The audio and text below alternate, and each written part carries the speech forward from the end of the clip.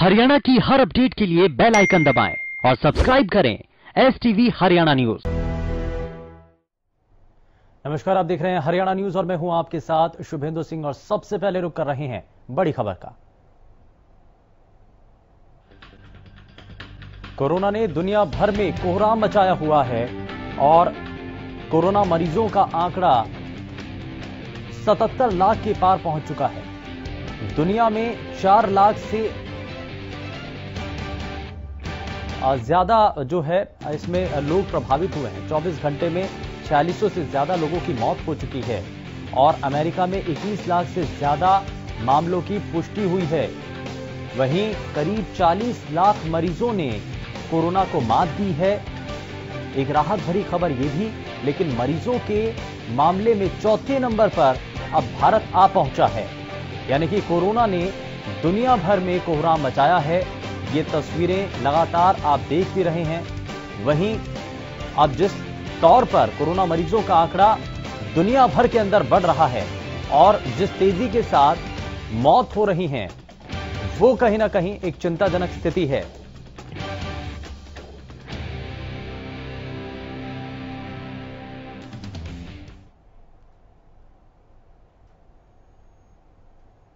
और इस बीच रुक कर रहे हैं एक और बड़ी खबर का।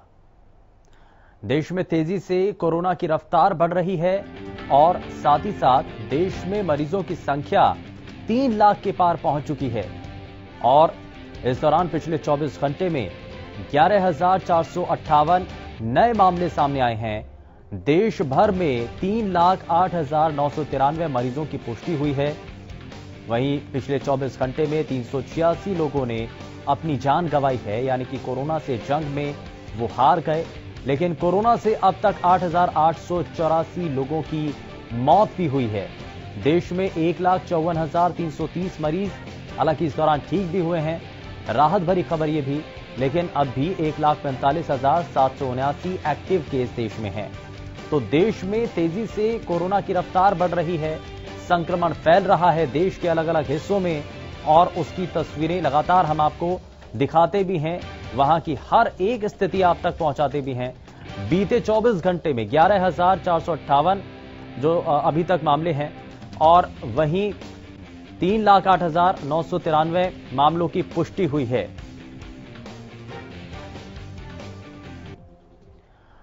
और जरा अब आपको हरियाणा के आंकड़े अभी तक क्या आए हैं, हरियाणा के मामले अब तक कितने हैं, जरा उसको लेकर भी एक अहम अपडेट वो भी आप तक पहुंचाएं।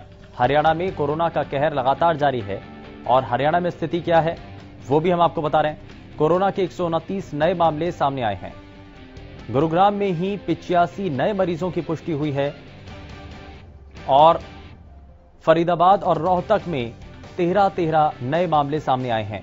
यानी कि जो नए संक्रमण के मामले हैं वो एक चिंता का बड़ा कारण बने हुए हैं। भिवानी में 12 नए मरीजों की पहचान हुई है और प्रदेश में कुल मरीजों की संख्या 6,463 तक पहुंच चुकी है।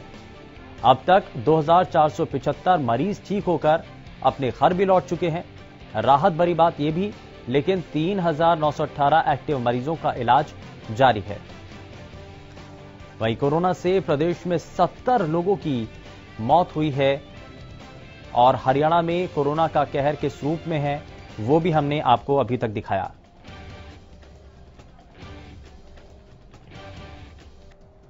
और चलिए अब जरा आपको ग्राफिक्स के जरिए पूरी दुनिया भर की स्थिति आज क्या है, कोरोना मीटर कहां तक पहुंचा, संक्रमण किस रूप में बढ़ रहा है, वो जरा अब हम आपको ग्राफिक्स के जरिए दिखाते हैं। दरअसल दुनिया भर की तस्वीर, कोरोना संक्रमण जो बढ़ रहा है किस रूप में। दरअसल एक्टिव केस इस वक्त दुनिया भर के अंदर 33,53,805 तक पहुंच चुके हैं और 39,82,052 कोरोना संक्रमित मरीज इस दौरान ठीक हुए हैं। वहीं 4,28,739 लोगों की मौत हो चुकी है पूरी दुनिया भर के अंदर। तो ये पूरी दुनिया की स्थिति, लेकिन सबसे पहले बात अमेरिका की कर रहे हैं। 11,58,260 एक्टिव केस इस वक्त हैं और 8,41,936 मरीज इस दौरान ठीक हो गए हैं। वहीं 1,16,831 लोगों की मौत हो चुकी है अमेरिका में। तो ये अमेरिका की जानकारी। और इसके बाद अब बात ब्राजील की कर रहे हैं, जहां पर 3,60,391 एक्टिव केस है। वहीं 4,27,610 मरीज इस दौरान ठीक हुए हैं। वहीं 41,901 लोगों की ब्राजील में मौत हुई है। और जरा इसके बाद रूस की बात कर लेते हैं। रूस में 2,38,659 एक्टिव केस हैं और 2,74,641 ठीक हो चुके हैं, जबकि 6,829 लोगों की रूस में मौत हो चुकी है। तो रूस की भी ये जानकारी हम आपको ये ग्राफिक्स के जरिए दे रहे हैं और ये पूरा ग्राफिक्स के जरिए आंकड़ा आप अपनी टीवी स्क्रीन पर देख भी रहे हैं।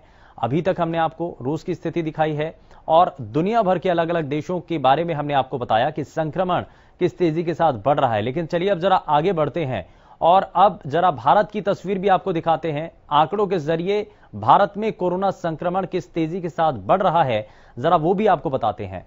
भारत में 1,45,779 एक्टिव केस इस वक्त हैं।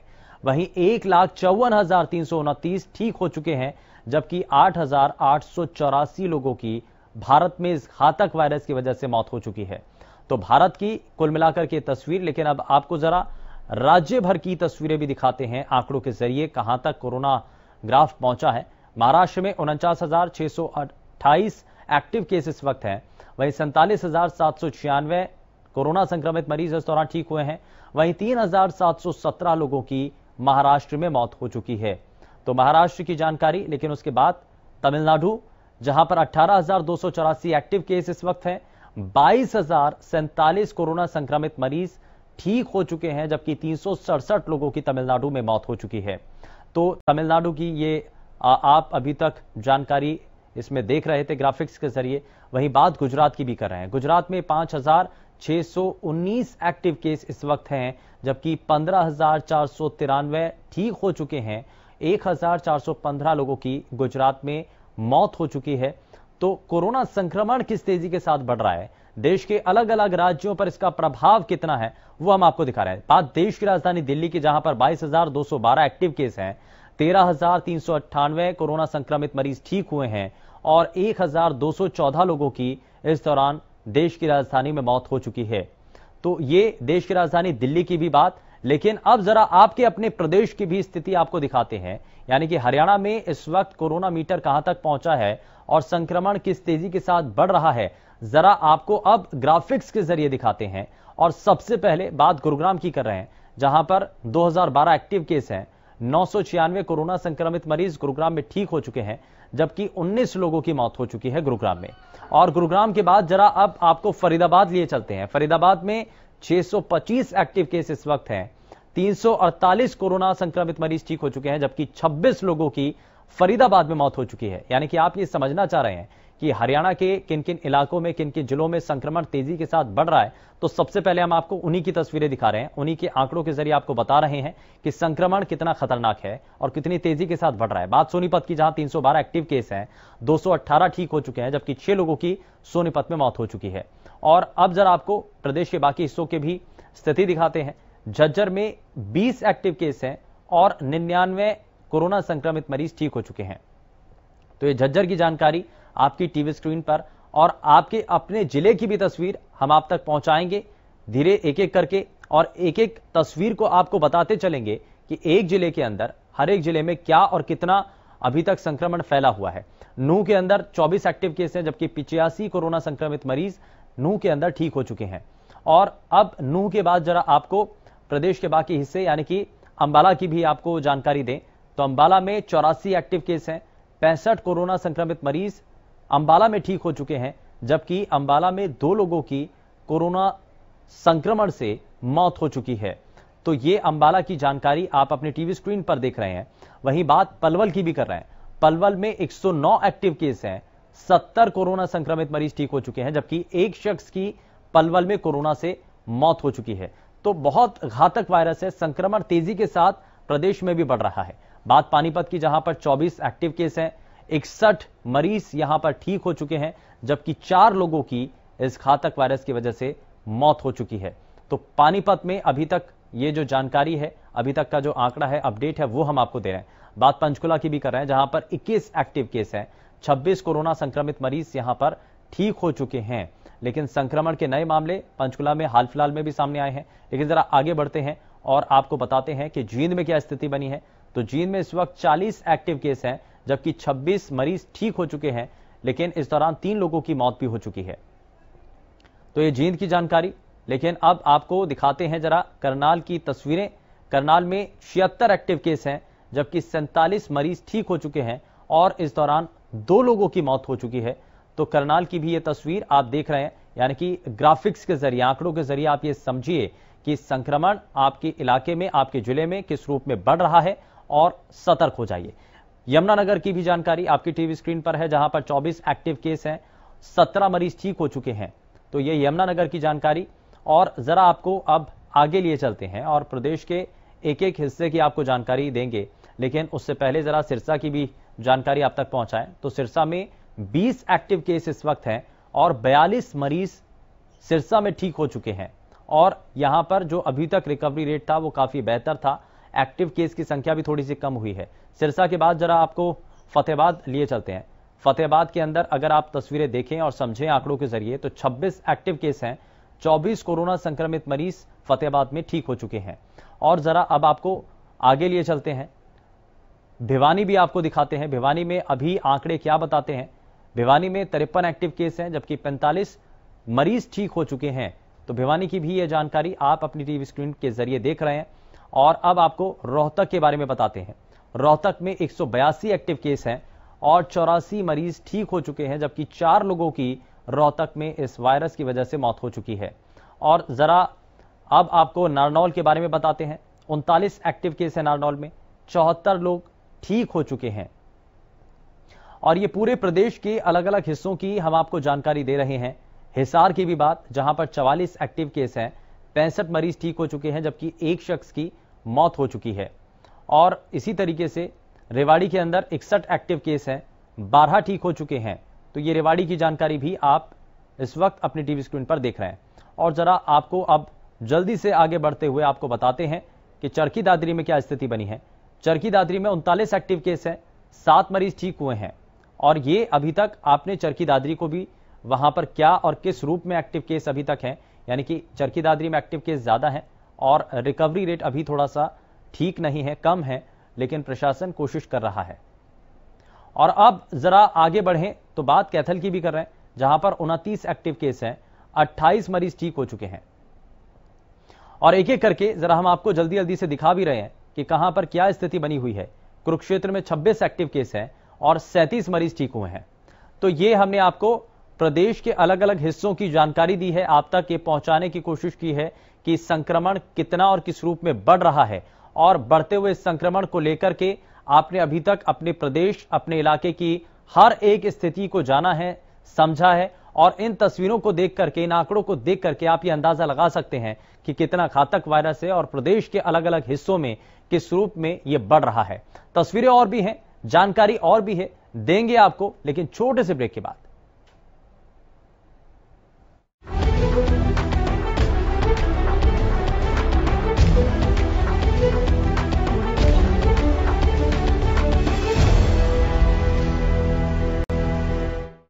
ब्रेक के बाद आप सभी का स्वागत है। और बढ़ते हुए संक्रमण को आंकड़ों के जरिए हमने आप तक पहुंचाया, ग्राफिक्स के जरिए हमने आपको हर एक तस्वीर दिखाई है, लेकिन अब जरा आपको ग्राउंड रियलिटी भी दिखाते हैं।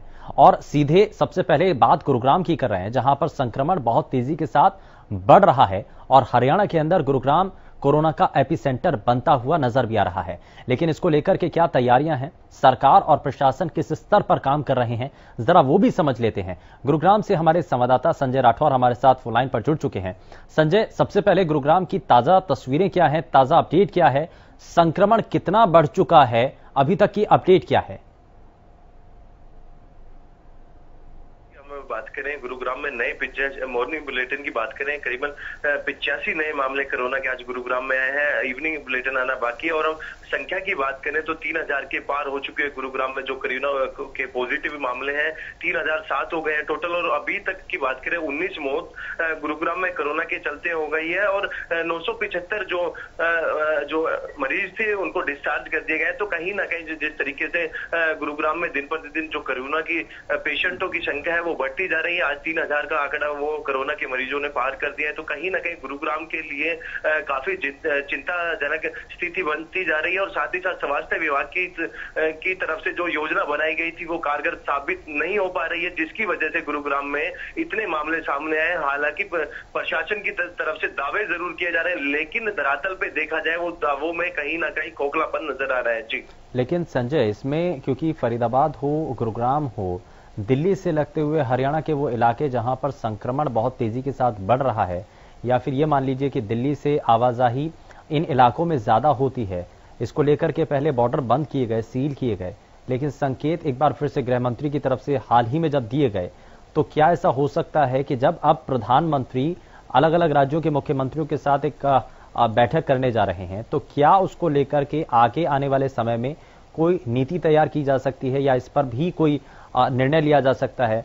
जनता इस पर क्या कह रही है? जी बिल्कुल शुभेंदु, कहीं ना कहीं जिस तरीके से गुरुग्राम की खासतौर पे मैं बात करूं, 3000 का आंकड़ा कोरोना के जो मरीज है वो पार कर चुके हैं। और जो मुख्यमंत्री और प्रधानमंत्री की हम बात करें, उनकी बैठकें जारी हैं। कहीं ना कहीं जो जनता की बात करें, जिस तरीके से पहले बॉर्डर को सील कर दिया गया था, क्योंकि हरियाणा की सभी सीमाओं को सील कर दिया गया था, क्योंकि दिल्ली से सटा हुआ गुरुग्राम है। दिल्ली में सबसे ज्यादा मामले हम हिंदुस्तान की बात करें वहां से निकल के सामने आते हैं, और एयरपोर्ट उसके बिल्कुल नजदीक है। तो सबसे बड़ी बात यह है कि कयास ये जरूर लगाया जा रहा है, क्योंकि जनता की हम बात करें, जनता के द्वारा ये कयास जरूर लगाया जा रहा है कि आने वाली 15 तारीख से एक बार फिर से लॉकडाउन लग सकता है। जिस तरीके के जो गृह मंत्री उनकी तरफ से भी एक बात कही गई थी। तो कहीं ना कहीं लॉकडाउन बढ़ता है तो लोगों की जो है जरूरतों के साथ साथ कहीं ना कहीं उनको कठिनाई को जरूर सामना करना पड़ेगा। जिस तरीके से हालात थोड़े से काबू जो रूटीन था वो देखने को मिलता था, लेकिन वहीं पर फिर लॉकडाउन लगता है तो कहीं ना कहीं लोगों के लिए मुश्किलें जरूर बढ़ेंगी। लेकिन उसके साथ साथ जो एडवाइजरी जिला प्रशासन के द्वारा जो लागू की गई थी, कहीं ना कहीं लोग उसका पालन नहीं कर रहे हैं, जिसके चलते जो इतने मामले सामने निकल के आए। हालांकि गुरुग्राम की बात करें, हालांकि काफी कंटेनमेंट जोन गुरुग्राम में बनाए गए, लेकिन उसके साथ साथ एक सोशल डिस्टेंसिंग मेंटेन करना अनिवार्य था। लेकिन कहीं भी पूरे गुड़गांव जिले की बात करूं तो कहीं भी ये देखने को नहीं मिल रहा है।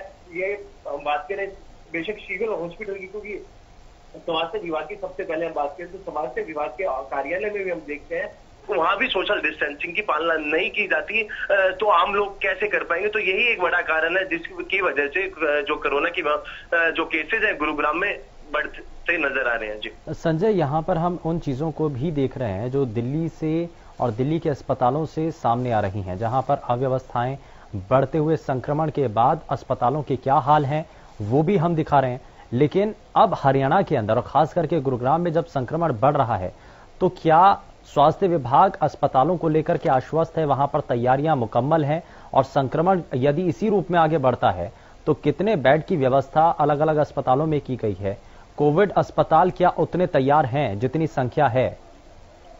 जी बिल्कुल शुभेंदु, स्वास्थ्य विभाग की बात करूं, सबसे पहले हम हॉस्पिटल में जो बेड है उनकी संख्या की बात करते हैं। जिला स्वास्थ्य विभाग की तरफ से सरकारी हॉस्पिटल के साथ साथ जितने भी प्राइवेट हॉस्पिटल है उसमें 25% आरक्षण जरूर मांगा गया कि कोविड-19 के लिए आप अपने हॉस्पिटल में जितनी कैपेसिटी के बेड है उसमें से 25% बेड जो कोविड-19 के मरीज है उनके लिए जो रिजर्व यानी कि उनके लिए निर्धारित करने की उन्होंने एक मांग की है। और कहीं ना कहीं गुरुग्राम में काफी बड़े हॉस्पिटल है, काफी हॉस्पिटल, तो कहीं ना कहीं इसके साथ साथ जितने भी होटल्स हैं उसमें कोविड-19 के सेंटर बनाए गए। जिस तरीके से मामले बढ़ते आ रहे हैं तो उसको देखते हुए स्वास्थ्य विभाग की ये पहल जरूर है, लेकिन कितनी कारगर ये साबित होती है, क्योंकि पहले भी दावे जरूर किए गए थे, कंटेनमेंट जोन बनाए गए थे, आइसोलेट वार्ड जरूर बनाए गए थे, लेकिन अभी तक हम संख्या की बात करें, ये संख्या अभी स्वास्थ्य विभाग तक भी प्रॉपर रूप में नहीं है कि हालांकि कितने उन्होंने बेड ऐसे बनाए गए हैं, कितने लोग अपने घर में आइसोलेट हैं। तो ये सबसे बड़ा सवाल खड़ा होता है स्वास्थ्य विभाग की तरफ से, क्योंकि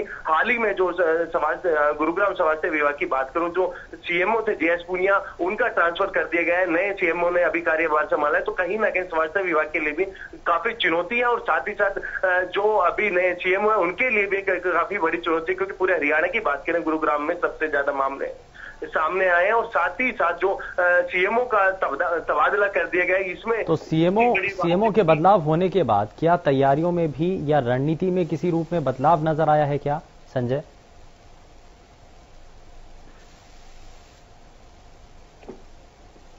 संजय, मुझे सुन पा रहे हैं आप? लगता है शायद संपर्क टूट गया है, लेकिन यहाँ ये तस्वीरें और ये जो जानकारी है वो बेहद महत्वपूर्ण है। और यही अगर इसी तरीके से, क्योंकि हरियाणा प्रदेश के अलग अलग हिस्सों में अगर इसी रूप में संक्रमण बढ़ रहा है तो क्या तैयारियां और रणनीति क्या बदलने की जरूरत है? क्या आने वाले समय में यदि इसी रूप में संक्रमण बढ़ता है तो क्या जो अभी तक हमारी और प्रशासन सरकार की जो स्ट्रैटेजी है, क्या अभी तक उसमें जिस रूप में काम किया जाता रहा, क्या उसमें बदलाव लाने की जरूरत इसमें नजर आती है? ये सभी चीजें विचार करनी होंगी, सरकार को इस पर सोचना होगा। फिलहाल के लिए बस इतना ही। नमस्कार।